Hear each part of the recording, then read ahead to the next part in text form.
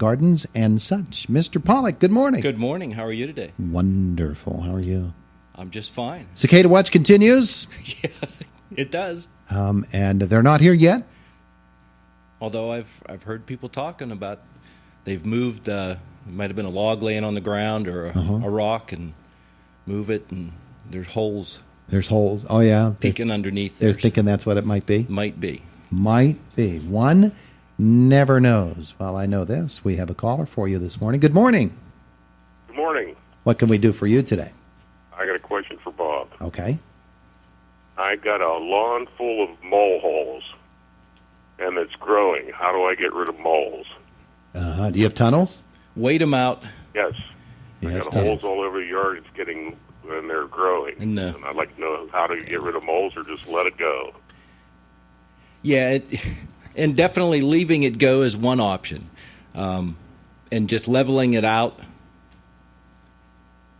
Tramping it down? Tramping it down. Tramp down the tunnels and let them move on. Yep. And just kind of rolling it back out, flattening it out. So they're always on the move, and they're traveling. They're looking for food, and of course they might eat grubs. That's one source, but they also eat earthworms. So most of our soils have earthworms in them. So it's a little bit difficult to. We don't want to terminate the earthworms. The grubs, we don't need too many of those, and those are usually the larvae of the Japanese beetles, the June beetles, May beetles, European chafers, and a lot of those, especially the Japanese beetles, European chafers, those are all larvae that will attack the lawn roots. So those are a pest. So the moles are actually doing us a favor in that respect by reducing those populations. However, they leave a mess behind, don't they? Yes, they do. And okay, thanks for the information. Yeah, so they migrate, they move. Now they will set up somewhat permanent homes deeper in the ground, a den, and then work their way out from there, looking for food and consuming food. So they might be in your yard one year. You may not have ever had a problem with them before. Correct. Yeah. So now they've moved into your territory, and they'll probably move back out again, especially if they don't find much to eat. I'll just have to wait for them to move on. That's it. Thanks for calling. Because in reality, the options for control are somewhat limited. Of course, trapping, they make harpoon-type traps that you can set. But again, you've got to work at that, because you've got to find where those active tunnels are that they're making and set those traps over those tunnels that they're It sure seems pushing like the a soil silly up. thing. Yeah. that a trap like that would work. Well, but it's set up on tension, so when that mole's crawling through there and excavating and going through there, then it trips the trap and spears them. You whack-a-mole is what you do. Yeah, whack-a-mole. All right, very good. We have another caller. Good morning. Good morning. I think I have a case of confused nature animals here. I put bird seed out with like black oil sunflower seeds.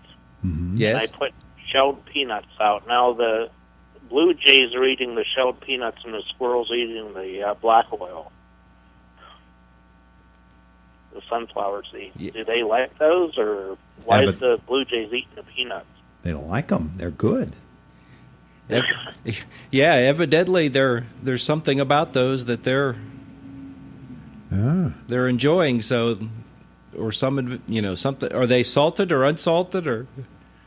I don't know, but I know when the blue jays grab one, they take it up in the tree and bang it on the branch until it splits open. Then they eat it. Oh, you put out peanuts in the shell. Oh, yeah, and they take them up there and they smack them up against the tree until they break open. You've got a National Geographic special airing right there in front of your house. I don't. You'll have to video that. Yeah. Put up your own YouTubes of their. But one of he raises an interesting point. That's not a common thing to do, to put out shelled peanuts, and the animals find them, and basically the animals decide what they want to eat. That's right. And this is an exotic treat for the blue jays. And even the rabbits are eating like the birds. I didn't think rabbits would eat birds. Yeah, well, you need to get your garden 'cause going so they can eat it. They're normally foragers, and not so much, although they sometimes will get into bulbs and well, not so much those, but They'll get the leaves. They'll get the leaves. So that's, you've got some interesting things going on there.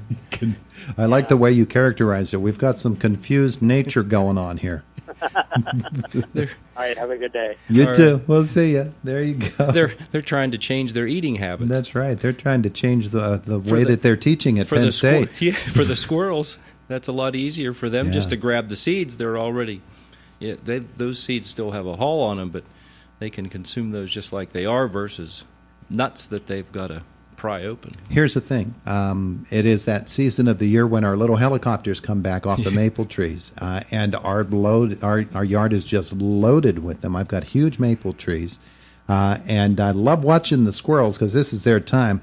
We counted 19 at the one tree last year, and they're out now, and so that's something to watch nature take its course as well. Yes, Another caller this morning. Good morning. Good morning. What can we do for you? I have a lot of, I guess they're mole holes and so on too, but I have a lot of little holes this year. What would they be? How little? Pencil, compare it to the thickness of a pencil, or a little bit bigger than that? A little bit bigger, bigger than that. Okay. Well, there could have been some cicadas that have emerged that would cause a hole about that size.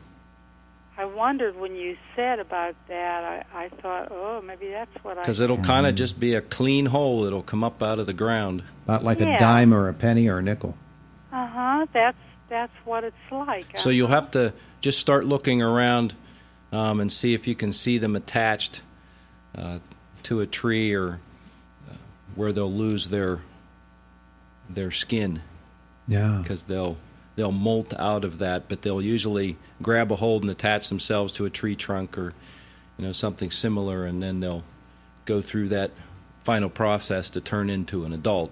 And if it is cicadas, they'll tell you pretty soon that they're here. You will start to you will see those cast skins, which is just their outer exoskeleton that they shed as they turn from that pupa to an adult, and then you'll start hearing them singing. Yeah. So it's a lot of these that you're noticing? Quite a few, here and there I'll see like these holes. Yeah, and there are some other possible insects that were in a larval state or something that could have emerged and made those holes. Larger earthworms, are excavating, and they'll come up and go back down, and so it could be several different things there. Could even be a snake. Well, don't want to put the fear in you there, Brett. Just say it. Yeah, I know, but I don't know if it's big enough for a snake, or I suppose it could be, but I've had snakes before. When we built, we had lots of snakes. We live in kind of like in the woods, kind of. You're not seeing mole tunnels around there or raised portions of earth like a tunnel? Well, I have most anything, I guess. Most anything that I don't want. You've got it. There you go. Welcome to Pennsylvania, huh? Right. All right. Well, very good. Thanks for calling, and keep your eye out and your ears peeled. I'll do that. All right. What will they look? You said they would be on my trees. Yeah, they'll emerge out of the ground, and then they'll 2 inches long. Would you say? Yeah, about 2 inches long. Yep. Okay. Yeah. And so I just let them go then? Oh yeah. Yeah, they look like grasshoppers on steroids. Okay. Okay. Yeah, and a lot of the birds. Thank you. You're welcome. There'll be a lot of things. Yeah, the who knows, the blue jays and the they'll be after them too. The blue jays, the squirrels, the rabbits. They'll all be after them. The bears. We're about 3 minutes away. Can't take any more calls this morning, but that was interesting. Yes, it was. 3 calls All kind on things happening out there. Yeah, nature's out there happening. It isn't is. What you got there? So, where are we on the rainfall?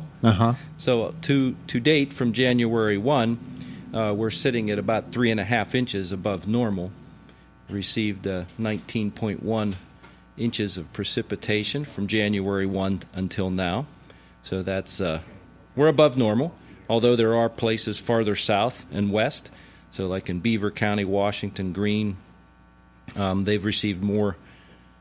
Like Fayette County's at 5.8 inches above normal. And as you go east, across southern part of the state, those areas have all received more rainfall than we have. But most of the state, kind of hard to believe, isn't it?